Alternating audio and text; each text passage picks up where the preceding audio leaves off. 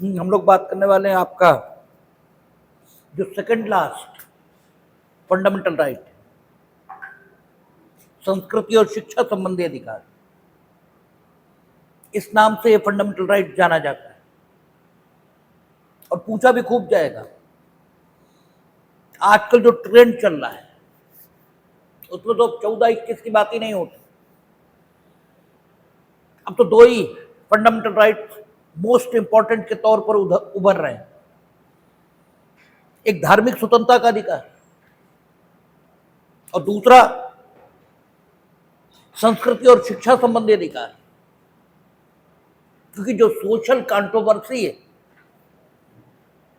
वो सबसे ज्यादा इन्हीं दो फंडामेंटल राइट्स को लेकर चल रही है।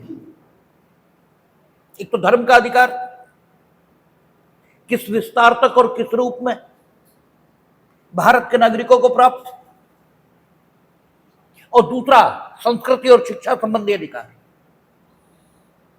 इन्हीं को लेकर सर्वाधिक कंट्रोवर्सी समाज में है।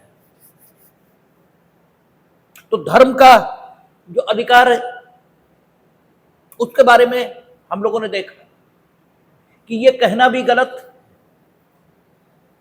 कि धर्म का अधिकार भारत के नागरिकों को प्राप्त है। भारत की धरती पर जो धार्मिक स्वतंत्रता का अधिकार है वो भारत की धरती पर 14 और 21 इसी के ही समान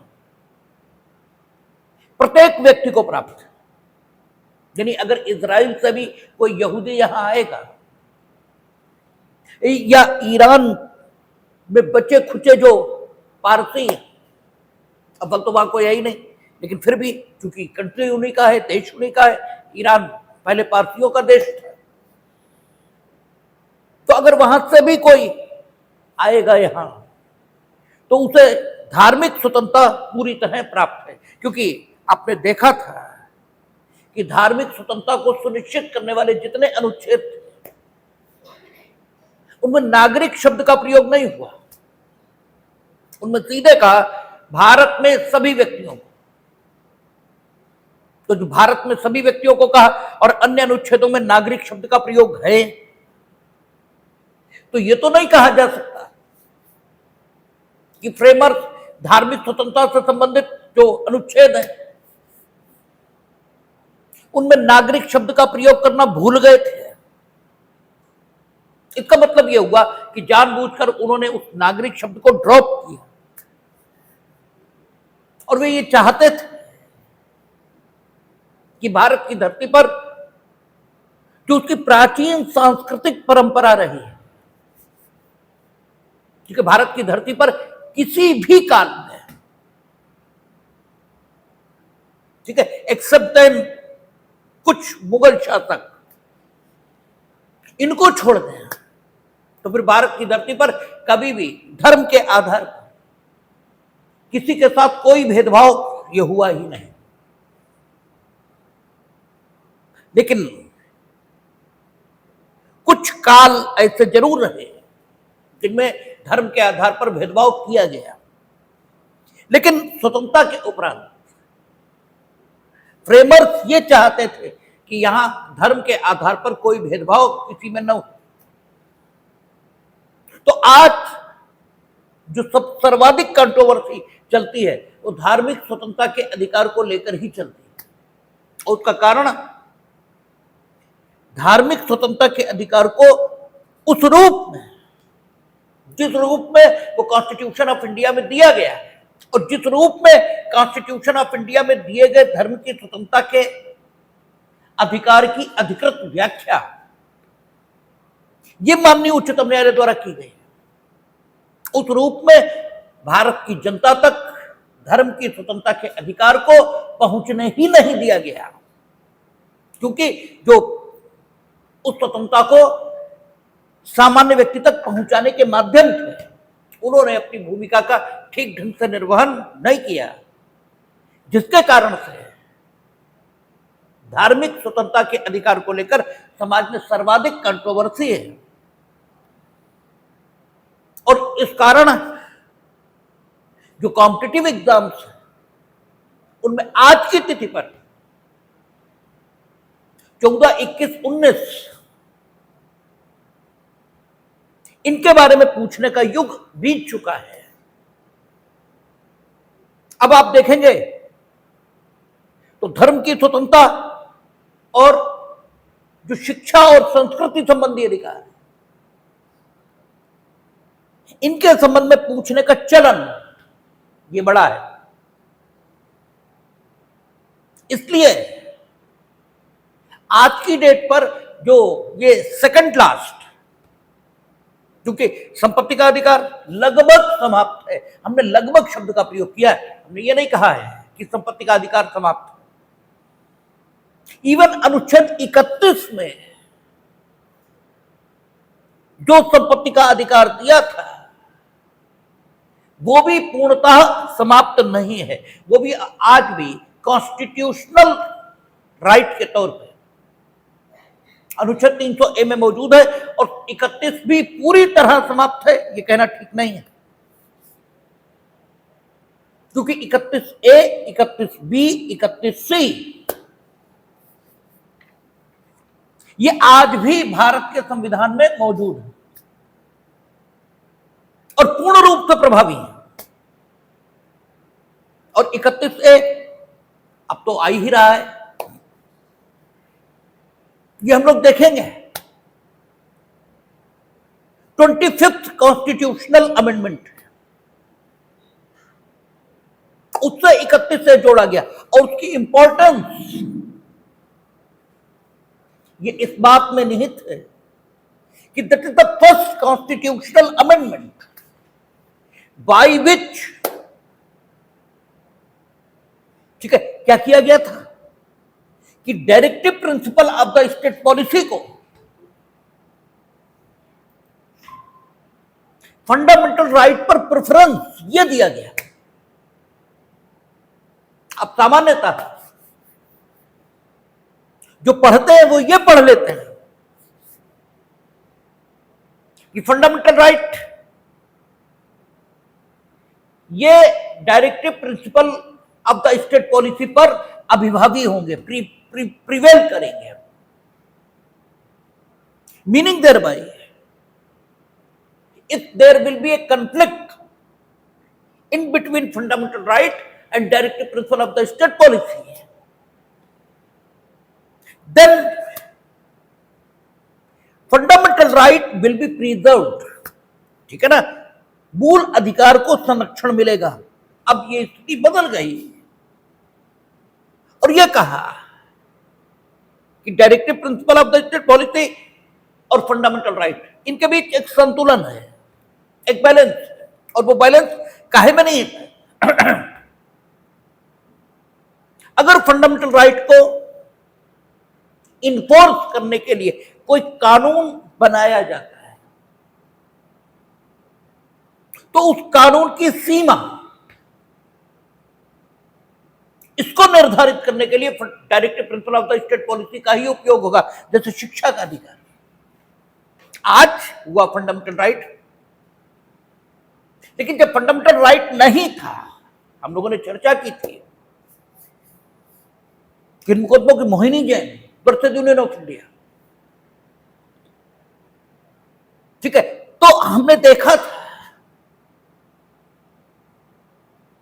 कि जो directive principle of the state policy है ये फंडामेंटल राइट के विस्तार को नियंत्रित कर रहा था, क्योंकि अनुच्छेद 21 में प्राण की स्वतंत्रता और दैहिक स्वतंत्रता शब्द में शिक्षा का अधिकार, ये शिक्षा पाने की स्वतंत्रता ये शामिल मान ली गई थी और शामिल मानी जाएगी, न मानने का कोई सवाल नहीं, क्योंकि लगातार मेनका गांधी के बाद प्राण की स्वतंत्रता और दैहिक स्वतंत्रता शब्दों की व्याख्या ये इसी रूप में हुई है कि उसमें सारी स्वतंत्रताएं शामिल हैं, तो शिक्षा का अधिकार ये शामिल है। और अगर इस शिक्षा के अधिकार पर कोई सीमा ये न लगाई जाए तो फिर स्थिति यह होगी कि अन्य जो महत्वपूर्ण चीजें हैं जिससे स्वास्थ्य, बिजली, रोड, ठीक है, इन सब चीजों पर जो बजट खर्च होता है उसे खर्च करने के लिए 1 रुपया बच जाए, ये बड़ी बात होगी। क्योंकि फिर तो शिक्षा का मतलब होता है हर प्रकार की शिक्षा, कानून की शिक्षा, इंजीनियरिंग की शिक्षा, मैनेजमेंट की शिक्षा, हिस्ट्री की शिक्षा, ठीक है, भूमि के प्रकारों की शिक्षा, कृषि से संबंधित शिक्षा, देयर आर न्यूमरस फील्ड्स, और सब में शिक्षा पाने का मूल अधिकार ये सबको है। तो फिर तो एजुकेशनल इंस्टीट्यूशंस यही इतने बनाने पड़ जाएंगे कि बाकी सब चीजों के लिए कोई पैसा ही नहीं बचेगा, और ये स्थिति मूर्खतापूर्ण होगी। इसलिए ये कहा कि directive principle of the state policy, इनका उपयोग मूल अधिकार, इन पर सीमा लगाए जाने के लिए, इनको कंट्रोल करने के लिए, इनके विस्तार को सीमित करने के लिए भी हो सकता है और होगा, ठीक है। क्योंकि वहां लिखा है कि राज्य अपनी आर्थिक सीमाओं के अंतर्गत, ठीक है, अमुक अधिकार जो इस भाग 4 के द्वारा उपलब्ध कराए जा रहे हैं उनको हिंदुस्तान के नागरिकों को उपलब्ध कराने का प्रयत्न करेगा। इसलिए फिर शिक्षा का अधिकार, जब सब्जेक्ट टू आर्टिकल 38 पढ़ना हमने शुरू किया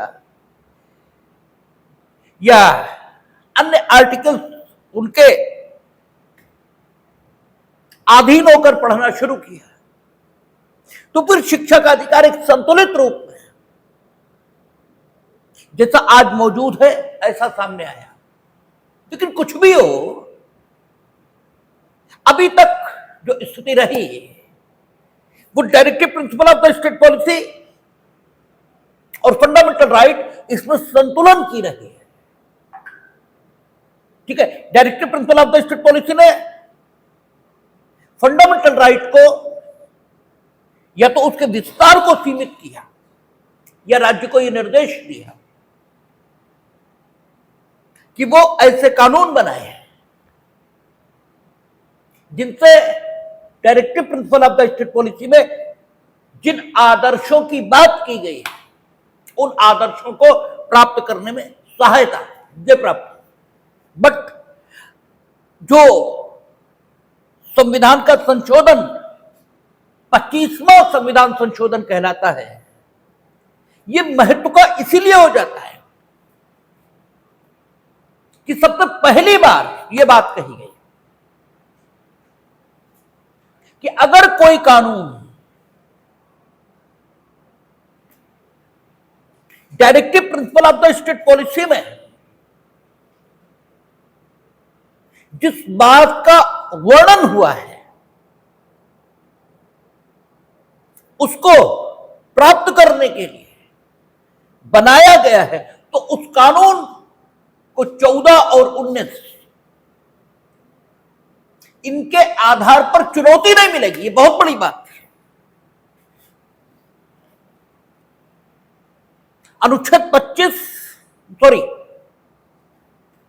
25वें संविधान संशोधन के द्वारा पहली बार directive principle of the state policy को फंडामेंटल राइट पर अधिमान यह दे दिया गया और उसको कॉन्स्टिट्यूशनल पाया। 24वां और 25वां दोनों चैलेंज हुए थे, किसमें? केशवानंद भारती में। ये भी खूब पूछते हैं। 17वां संविधान संशोधन गोलकनाथ में चैलेंज हुआ था और 24वां और 25वां दोनों केशवानंद भारती में। तो इसलिए 31A आज भी है और आप ऐसे मान के चलते मानो 31 से तो है ही नहीं। ठीक है, 31 बी भी है जिससे नवी अनुसूची का निर्माण हुआ है। नवी अनुसूची ने क्या फर्क डाला, क्या कहती है नवी अनुसूची, आज की डेट पर उसकी क्या स्थिति है, ये सब अभी जब इसके बाद 31 हम शुरू करेंगे तब बात करेंगे। तो 31 ए, बी और सी ये आज भी है, केवल 31 निरसित है। और 31 निरसित है यह भी कहना ठीक नहीं, क्योंकि 31 में whatever has been said under article 13(1) आप देखेंगे लगभग वही स्थिति अनुच्छेद 300A में बरकरार हो गई है। ठीक है, इंटरप्रिटेशन के माध्यम से। और आपने ये भी देखा कि फंडामेंटल ड्यूटीज इनके द्वारा भी फंडामेंटल राइट्स को नियंत्रित करने की प्रक्रिया ये चल रही है लगातार। फंडामेंटल राइट के विस्तार को फंडामेंटल ड्यूटीज के आधार पर भी सीमित किया जा रहा है। ये हम लोगों ने धर्म के अधिकार में देखा था, कहा था लोक व्यवस्था, सदाचार और स्वास्थ्य और इस भाग के अन्य उपबंध इनके अधीन तो अभिव्यक्त रूप से आपका धर्म का अधिकार है।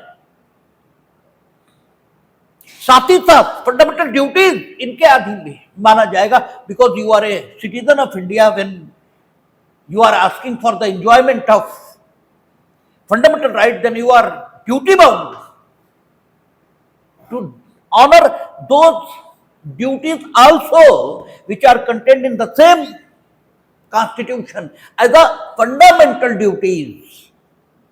ठीक है ना, उनके पहले भी फंडामेंटल लगा है। तो आप देख रहे हैं कि फंडामेंटल ड्यूटीज ये भी विस्तार को सीमित करने के काम आ रहे हैं।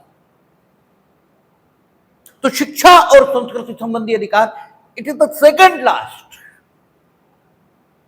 ठीक है, क्योंकि 31 है, 31B, 31C है जरूर, लेकिन वो राइट है ऐसा कहना थोड़ा मुश्किल है, क्योंकि 31 है, 31B, 31C सामर्थ्यकारी उपबंध ये ज्यादा दिखाई देंगे,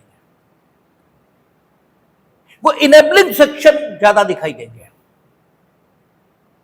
ठीक है, वो स्टेट को एक प्रकार की ताकत ये देते दिखाई देंगे। वे आपको कोई फंडामेंटल राइट देते दिखाई देंगे ऐसा उन्हें पढ़ने से न तो संदर्भित होगा न प्रतीत होगा। दैट इज व्हाई उन्हें फंडामेंटल राइट करके कंसीडर नहीं करते। और जहां तक 33, 34, 35 का सवाल है, वो भी प्रतिबंधों की बात करते हैं कि कुछ लोग हिंदुस्तान में हो सकते हैं जिन्हें फंडामेंटल राइट नहीं दिए जाएंगे। देखेंगे हम लोग 35 अनुच्छेद, संघ के सशस्त्र बल आपको प्राप्त है, निशस्त्र एवं निरायुध होकर एकत्रित होने की स्वतंत्रता, संघ एवं संगठन बनाने की स्वतंत्रता पुलिस फोर्स को नहीं मिली हुई है, मिलिट्री को नहीं मिली हुई है। They can not form the association, union etc. They cannot organize a public meeting। ठीक है, वो ऐसा नहीं कर सकते। They cannot express their ideas about the policy, about the government policy in the newspaper like an interview or podcast। ठीक है, किसी आर्मी के जनरल का कोई पॉडकास्ट नहीं आता कि ऑपरेशन सिंदूर सब ठीक था या गलत था, what is your opinion about that. They don't have such A right. तो 33, 34, 35 यद्यपि इसी भाग का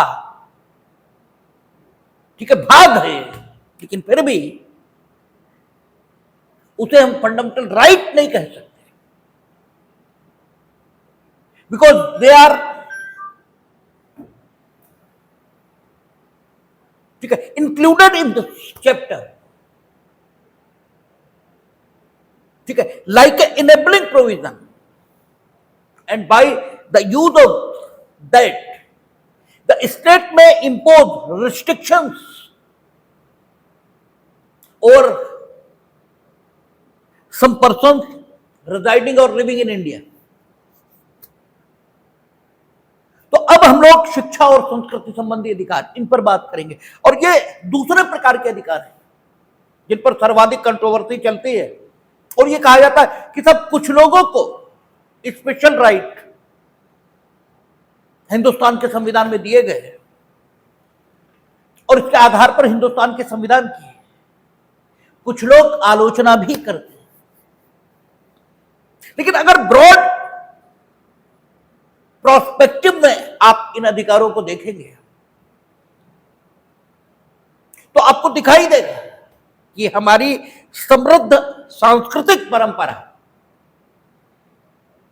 उसके ये भाग है। ठीक है, हमारे यहां कबीर पैदा हुए, ठीक है, जिन्होंने ये कहा है कि निंदक नियरे रखिए आंगन कुटी छवाए। आपका कोई आलोचक भी है तो उसे भी अपने पास में ही रखिए, उसकी जो आलोचना है उसका भी आदर करिए। देखिए, आलोचना और निंदा दो अलग अलग बात है। ये भी बड़ी दिक्कत वाली बात है कि शब्दों में व्याप्त अंतर ये आपको समझ में नहीं आता, और जो शब्दों का अंतर है उसे बिना समझे आप एक कृत्य के नाम पर दूसरा दुष्कृत्य करते हैं।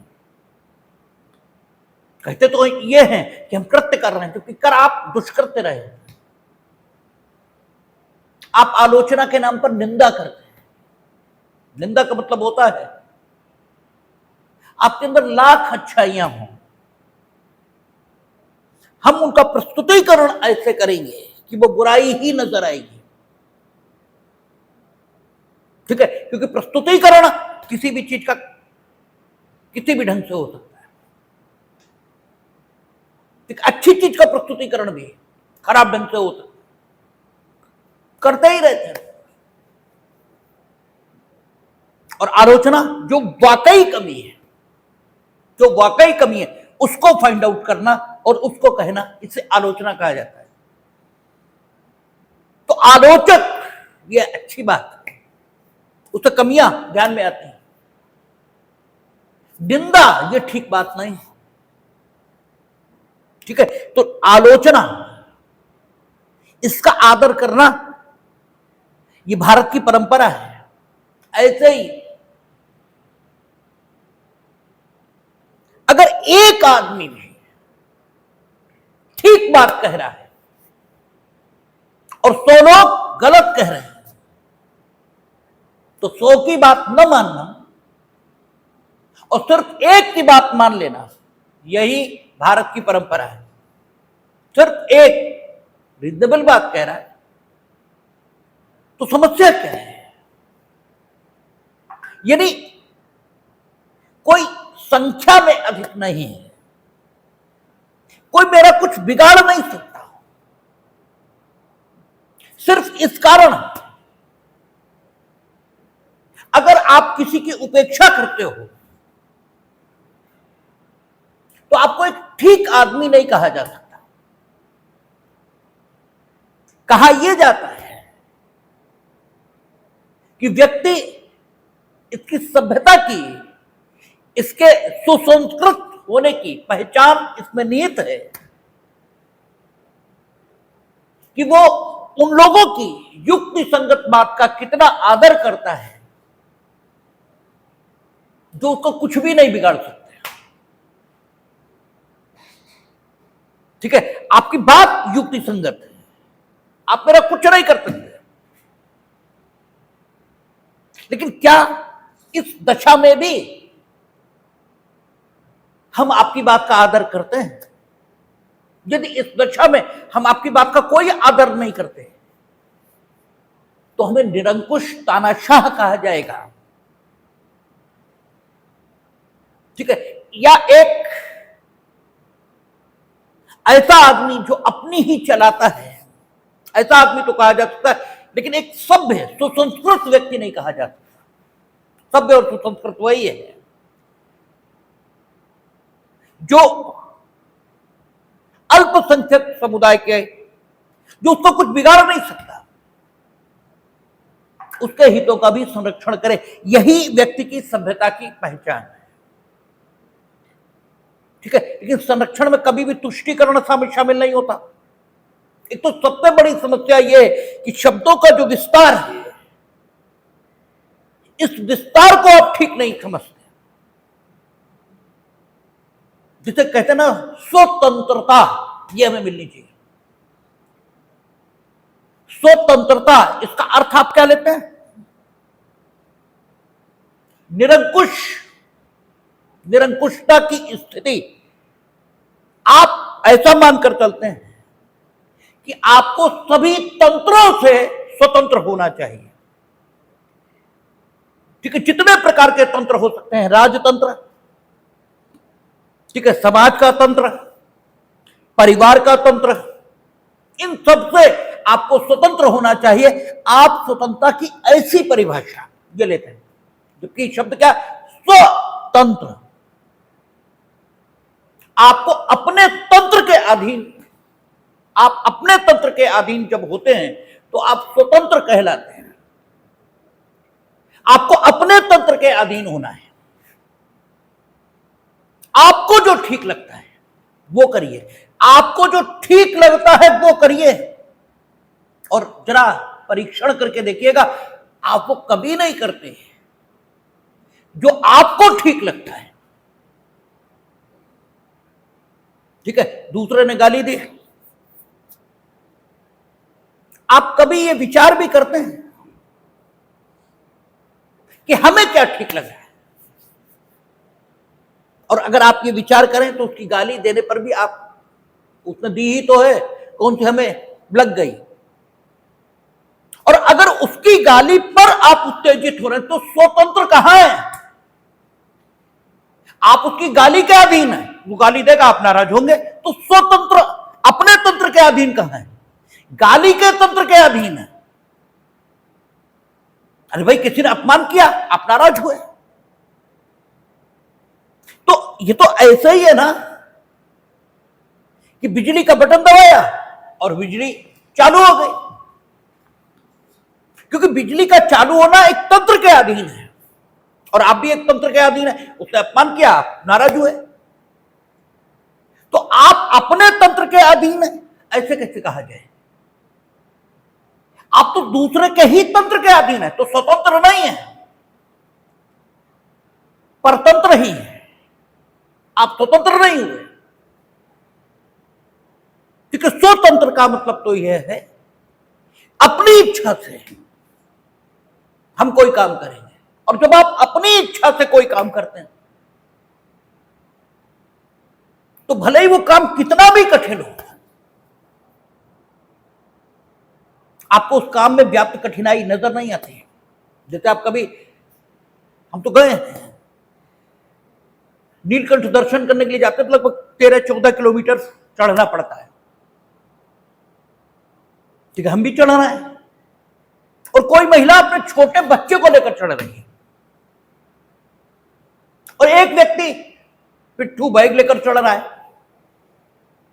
तो जो पिट्ठू बैग लेकर चढ़ रहा है वो बार बार उस बैग को रखता है, परेशान है, मतलब वजन है ना।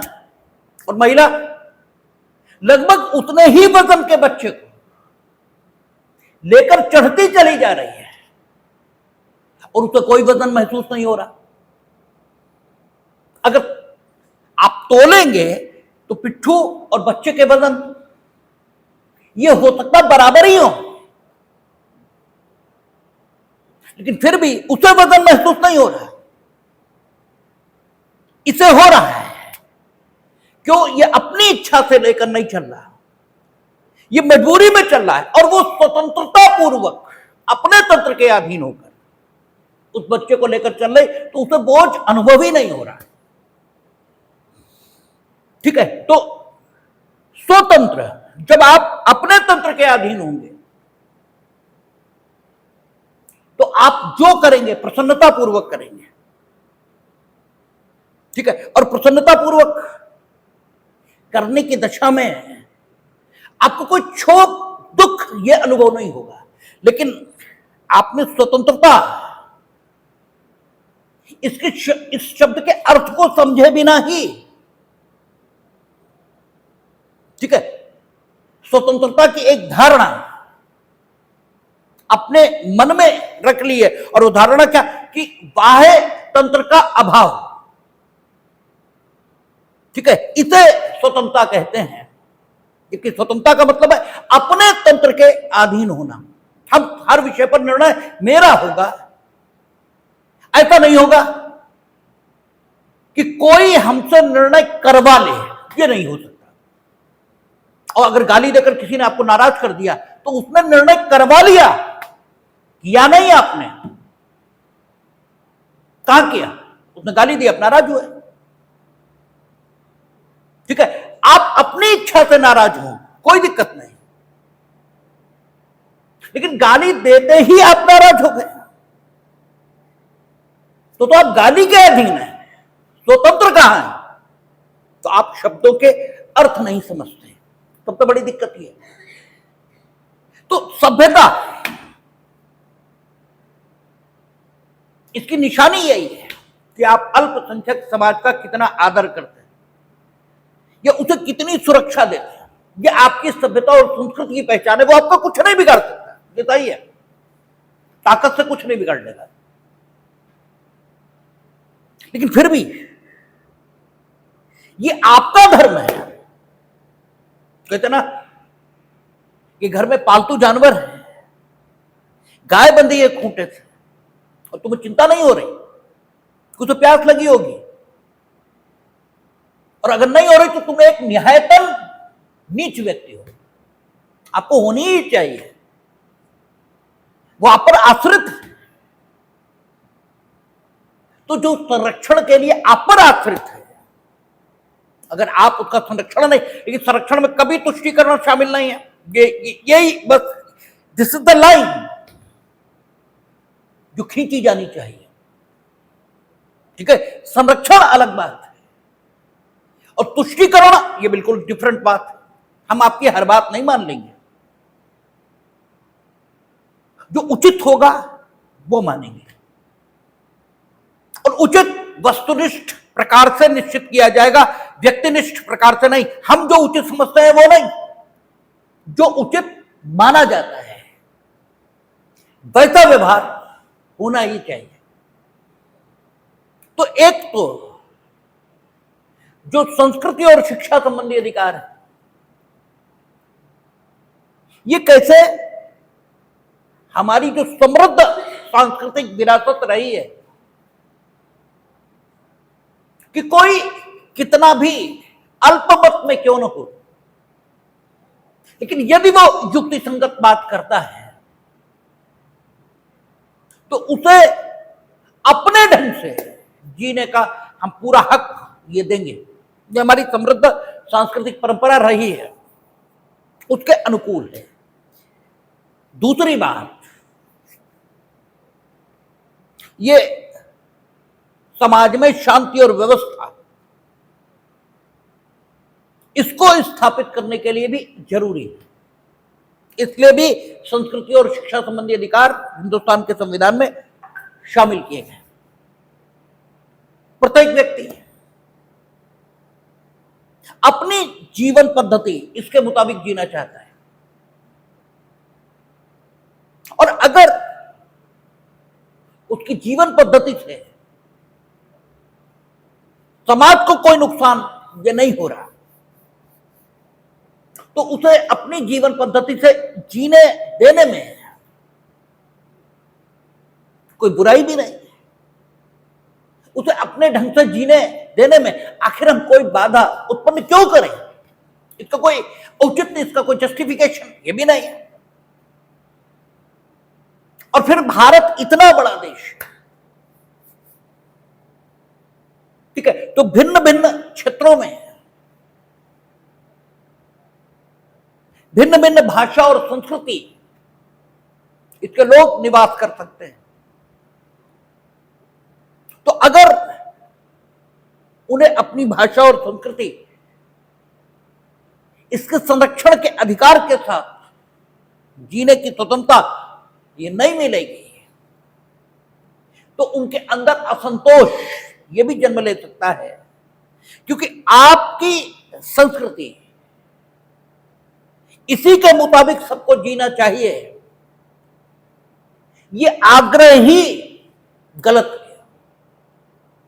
हम ही ये आग्रह गलत है, हम भी ये आग्रह ठीक है। कहते ना, एक संस्कृति है ही संस्कृति और एक संस्कृति है भी संस्कृति। ही संस्कृति तुम भी ठीक हो सकते हो, हम भी ठीक हो सकते हैं, ठीक है। क्योंकि हमने कई बार कहा कि सच तो एक ही है, उसकी अभिव्यक्ति ये अलग अलग है। और अभिव्यक्ति अलग अलग क्यों है? इसलिए है क्योंकि जिसने सत्य जाना उसने अभिव्यक्ति किसके समक्ष दी है, ठीक है। इस पर अभिव्यक्ति का प्रकार निर्भर करता है। क्योंकि जिसने सत्य जाना उसने अभिव्यक्ति का तरीका और अभिव्यक्ति के लिए शब्द सामने बैठे लोगों को देखकर चुने होंगे, ठीक है। अगर वो मूर्ख सामने बैठे होने पर बुद्धिमत्ता भरे शब्द इस्तेमाल करेगा तो मूर्खों तक वो भी नहीं पहुंचेगा जो यदि मूर्खतापूर्ण भाषा में बात की जाती तो पहुंच सकने की संभावना थी।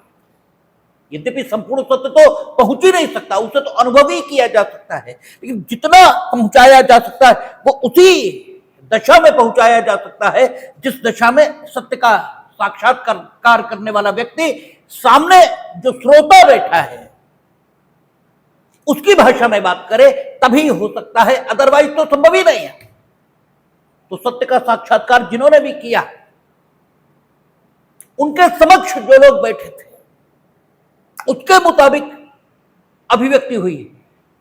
इसलिए सत्य हो एक होते हुए भी अभिव्यक्तियां अलग अलग दिखाई देती हैं, अदरवाइज सत्य तो एक ही है, लेकिन फिर भी अभिव्यक्ति अलग अलग है। और जिन्होंने ये जिनके समक्ष अभिव्यक्ति हुई उन्होंने ऐसा माना कि मेरे समक्ष की गई अभिव्यक्ति ही सत्य है, दूसरे के समक्ष की गई अभिव्यक्ति असत्य है। इसलिए जिन्होंने सत्य का साक्षात्कार किया उनके संघर्ष, उनमें परस्पर संघर्ष हुआ हो, ऐसी स्थिति नहीं दिखाई देती। सूर तुलसी मीरा एक ही काल में है, फिर भी संघर्ष नहीं है। लेकिन सूर तुलसी मीरा के समर्थकों में संघर्ष है। उसका कारण ही यही है कि जिनके समक्ष अभिव्यक्ति हुई वो तो जाने क्या मान रहा है, वो मानना है कि नहीं यही अभिव्यक्ति सत्य है, दूसरे की नहीं है, सत्य है। तो है क्या कि सब अपने हिसाब से जीना चाहते हैं। तो जिसकी भी अलग भाषा और संस्कृति और लिपि है, अलग जीवन दर्शन है, अलग संस्कृति है, तो अगर वो इस देश की एकता और अखंडता के प्रति श्रद्धा रखते हुए अपने ढंग से जीना चाहता है तो हमें उसे जीने देने में क्या आपत्ति हो सकती है? ठीक है, रहे अपने हिसाब से जिए, ठीक है। कुछ मिनिमम है जो उसके अंदर होना चाहिए। अगर उस मिनिमम की वो उपेक्षा या अवहेलना करता है तब हम उससे निपटेंगे, ठीक है। जब तक उस मिनिमम की उपेक्षा नहीं करता, ठीक है, अपने हिसाब से जिए, क्योंकि इससे समाज में शांति रह सकती है। इसलिए शिक्षा और संस्कृति संबंधी अधिकार ये दिए गए हैं। किसको? अल्पसंख्यकों को। तो जो माइनॉरिटीज हैं उनको दो कारणों से शिक्षा और संस्कृति संबंधी अधिकार दिए गए। पहला, ये हमारी समृद्ध सांस्कृतिक परंपरा का अंग है कि भले ही संख्या के दृष्टि से कोई कितना भी कम क्यों ना हो, ठीक है, हम उसे अपने ढंग से जीने की, अपने ढंग से विचार करने की, अपने ढंग से, ठीक है, जीवन जीने की स्वतंत्रता देते आए हैं और उसकी अच्छी बातों का आदर भी करते आए हैं। और दूसरी बात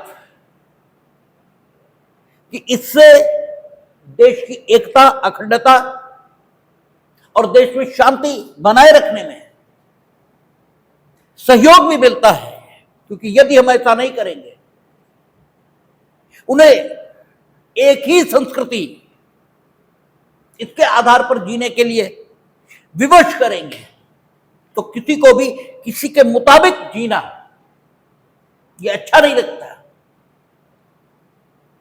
सबको अपने विचारों और अपनी परंपराओं के साथ जीना सहज लगता है। इसलिए उस दशा में जब हम एक ही संस्कृति, एक भाषा, एक विचार, एक संस्कृति, इसे लागू करने की कोशिश करेंगे, तो उससे अनुकूलता न बना पाने के कारण समाज में असंतोष और अशांति जन्म लेगी।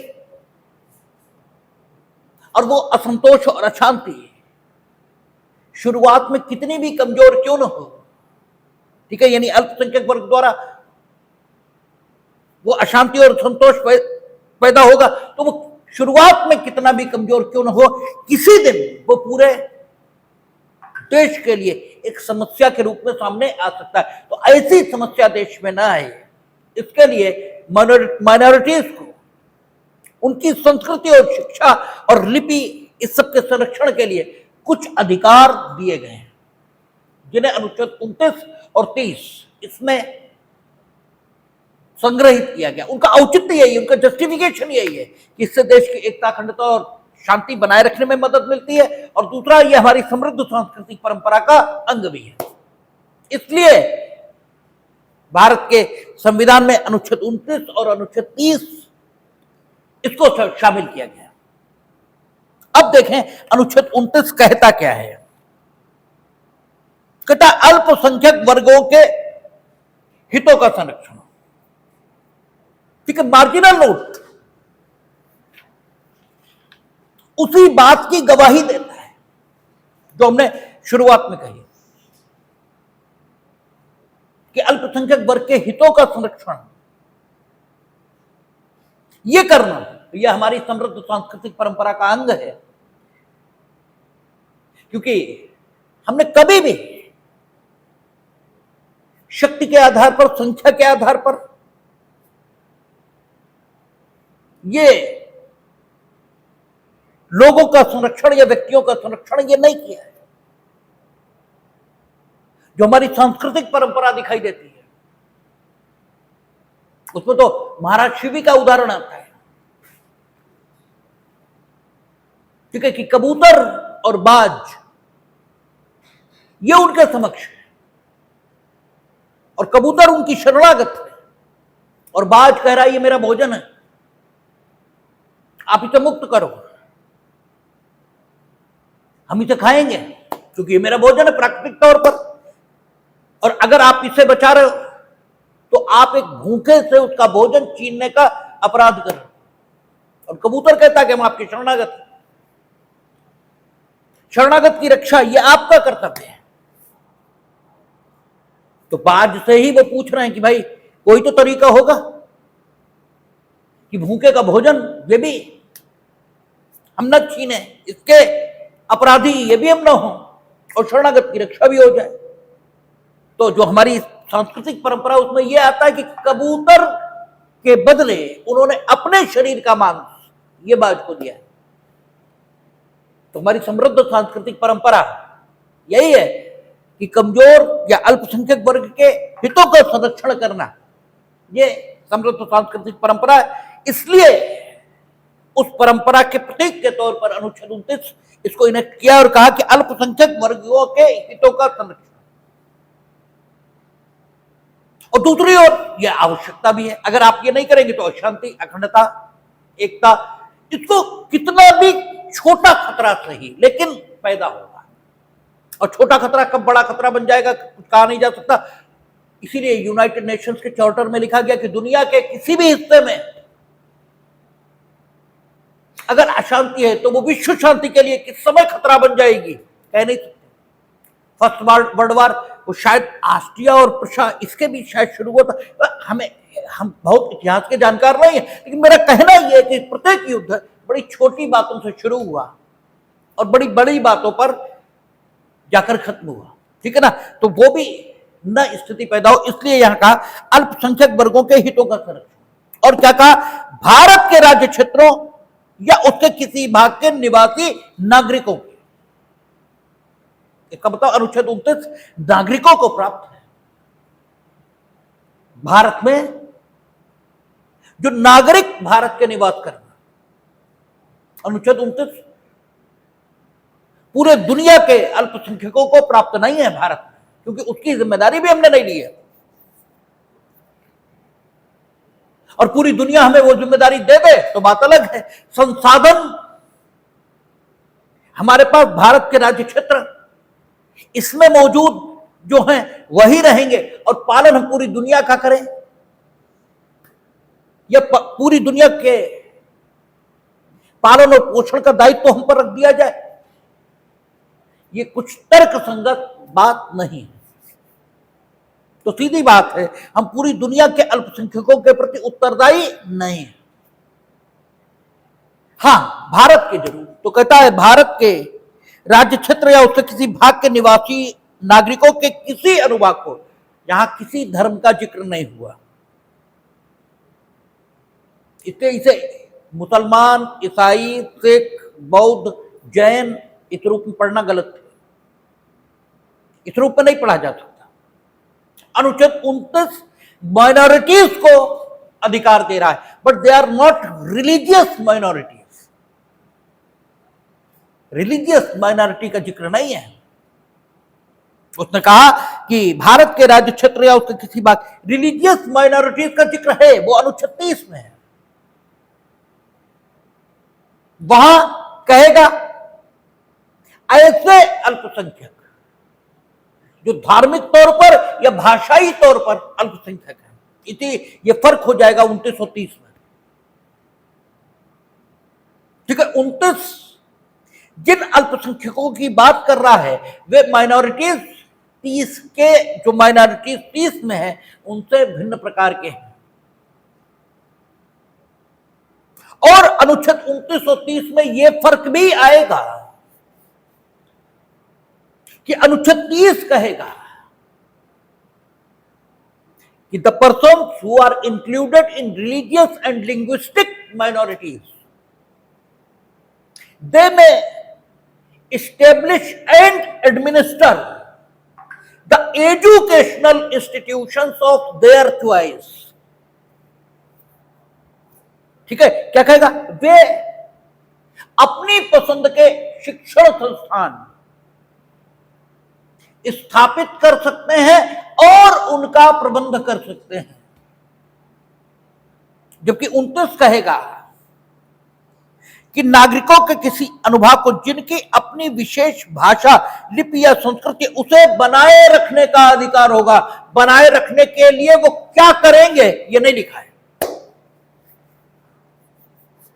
इसका मतलब ये हुए, according to article 29 subsection 1, every step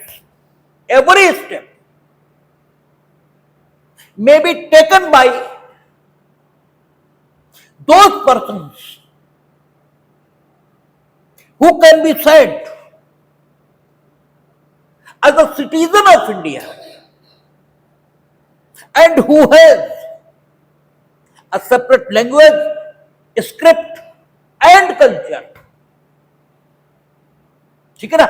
They may take every step including the establishment of educational institutions, ठीक है ना, शिक्षण संस्थाओं को स्थापित करने के सहित प्रत्येक प्रकार का जो कृत्य और कदम है वो अनुच्छेद 29 के अंतर्गत भारत के वे नागरिक उठा सकते हैं जिनकी विशेष भाषा, संस्कृति या लिपि है। जबकि अनुच्छेद 30 में सिर्फ शिक्षण संस्थाएं स्थापित कर सकते हैं और उनका प्रबंध कर सकते हैं। तो अनुच्छेद 29 एक क्षेत्र के दृष्टिकोण से 30 की अपेक्षा अधिक विस्तृत हो गया, ठीक है ना। तो क्षेत्र के पॉइंट ऑफ व्यू से देखेंगे तो 29 और 30 में एक डिफरेंस दिखाई देगा। 30 में भाषाई और धार्मिक अल्पसंख्यकों को अपनी पसंद की शिक्षण संस्थाएं ये स्थापित करने का हक मिला है। तो एक बात आ गई कि धार्मिक और भाषाई अल्पसंख्यक दोनों को, जबकि यहां 29 में ऐसे अल्पसंख्यकों का जिक्र हुआ है जिनकी विशेष भाषा, लिपि या संस्कृति है। धार्मिक तौर पर वे अल्पसंख्यक है या नहीं है, इससे कोई मतलब नहीं है,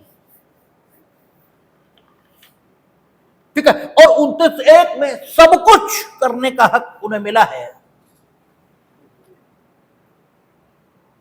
जबकि 30 में सिर्फ शिक्षण संस्थाएं स्थापित करने का हक ये मिला है। और तीसरा अंतर दिखाई देगा 29 में, शब्द क्या है? भारत के राज्य क्षेत्र या उसके किसी भाग के निवासी नागरिक, ये शब्द 30 में नहीं है, ठीक है। 30 कहेगा आपका धर्म या भाषा पर आधारित सभी अल्पसंख्यक वर्गों को अपनी रुचि की शिक्षा की संस्थाओं की स्थापना और प्रशासन का अधिकार होगा। यहां नागरिक शब्द गायब है अनुच्छेद 30 में।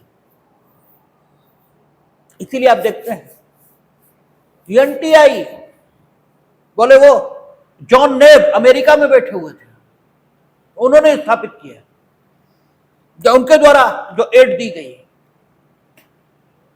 ठीक है। हालांकि वो एक अलग स्थिति है, जब हम यहां आएंगे तो वो कैसे होता है, क्या होता है, टीएमएफआई में इस पर बात हुई है, बताएंगे, लेकिन नागरिक शब्द यहां नहीं। तो there are difference in between article 29 and 30 and you must, ठीक है, सी दैट डिफरेंस। अंतर दिखना चाहिए। जब अंतर आपको दिखता है आर्टिकल्स के बीच का, तो ये माना जाता है you have read the articles with mature approach. आपने मैच्योर अप्रोच के साथ आर्टिकल पढ़ा है, चीजें आपको दिखी हैं, चीजें आपको, क्योंकि जब तक आपको समझ में नहीं आता तब तक आपको चीजें दिखती नहीं है। और देखिए, समझ शब्द भी आपने गलत समझ रखा है। समझ और विचार, इसमें फर्क है।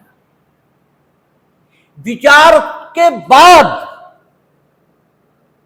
जो विकसित होता है वो समझ होती है, उसी को समझ कहते हैं।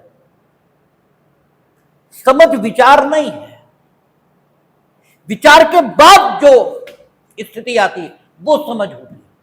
कहते समझ का विकास होना चाहिए, और इसी को कहते हैं मति, ठीक है। वो कहते हैं ना कि जाहे विधाता दारुण दुख देई, ताकि मति पहले ही हरि ले, ठीक है। तो विचार करने की शक्ति विधाता थोड़ा छीन लेता है, विचार तो हो ही रहा है, ठीक है। समझ विधाता छीन लेता है, समझ, ठीक है, कि आप जो चीजों को एनालाइज करके समझ सकते हैं, वो समझ आप में नहीं रहती, ठीक है। दूसरे की स्त्री का हरण नहीं करना चाहिए, ये गलत है, इससे प्रतिष्ठा नहीं मिलती है, ये समझ आपकी खो गई है। विचार तो आप कर ही सकते हैं, विचार करने में कोई दिक्कत थोड़ी है, ठीक है। तो समझ अलग बात है, अंडरस्टैंडिंग जिसे अंग्रेजी में कहते हो, हमारी उनकी अंडरस्टैंडिंग है। अंडरस्टैंडिंग का मतलब यह होता है, यह शब्द का प्रयोग होता है, हमने तुमसे कुछ नहीं कहा और फिर भी तुम ये जानते हो कि हमें क्या पसंद है क्या नापसंद है, क्या हम करेंगे जो इन्हें पसंद आएगा और क्या हम करेंगे जो इन्हें एकदम नापसंद आएगा। कहा हमने कुछ नहीं, हमने सिर्फ इतना ही कहा कि तुम पूर्ण स्वतंत्र हो, जो चाहो करो। लेकिन फिर भी अगर समझ, अंडरस्टैंडिंग है हम लोगों में, तो आप वो कभी नहीं करेंगे जो हमें नापसंद होगा। पूर्ण स्वतंत्रता दी, और ये अंडरस्टैंडिंग जब नहीं होती तब भले ही दो लोग एक ही छत के नीचे रहें, फिर भी उनमें संबंध उस स्तर पर नहीं होते जिस स्तर पर दो अंडरस्टैंडिंग प्राप्त व्यक्तियों में होते हैं। नहीं होते हो, क्योंकि अंडरस्टैंडिंग, ये अंडरस्टैंडिंग राम लक्ष्मण में है, भरत शत्रुघ्न में है, लेकिन राम और शत्रुघ्न में नहीं है, लक्ष्मण और शत्रुघ्न में नहीं है। ठीक है ना।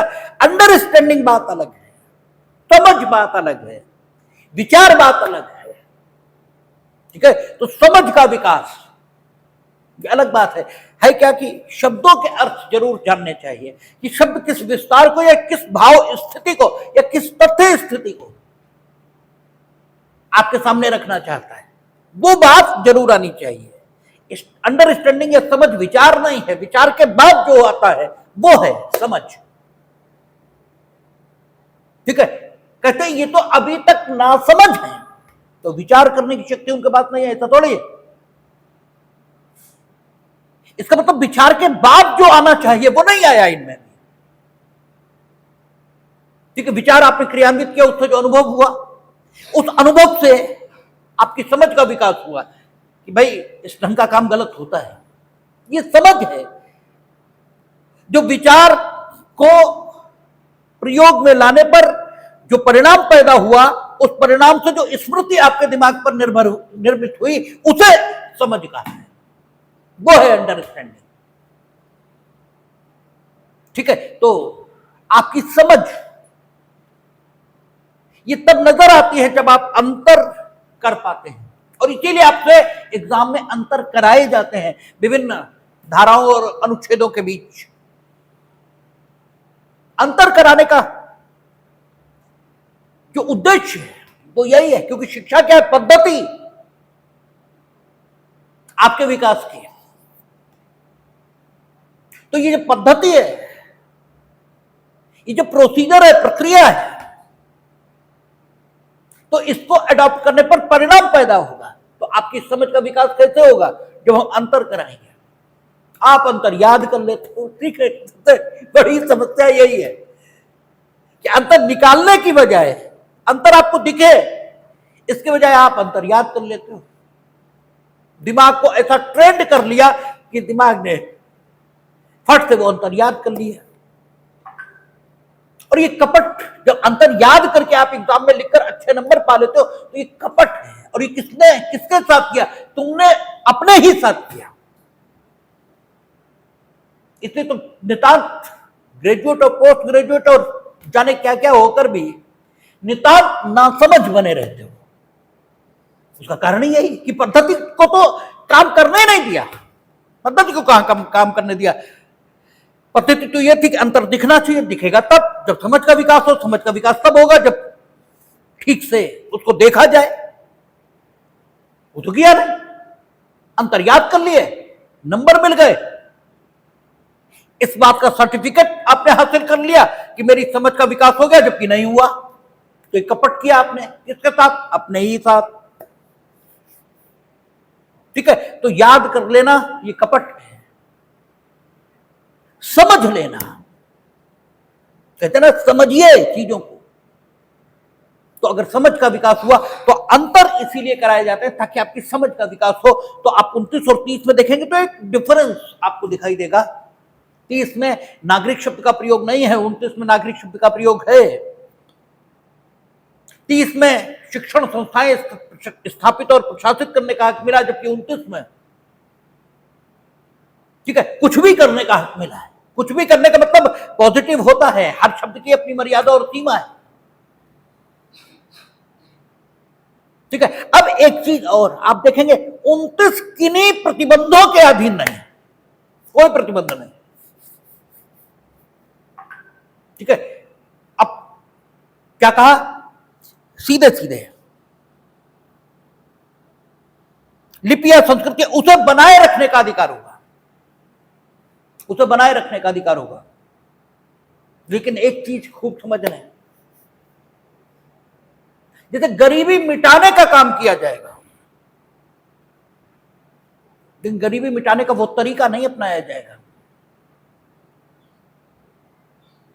कि आप अमीरों से पैसे छीन लेंगे और गरीबों में बांट देंगे।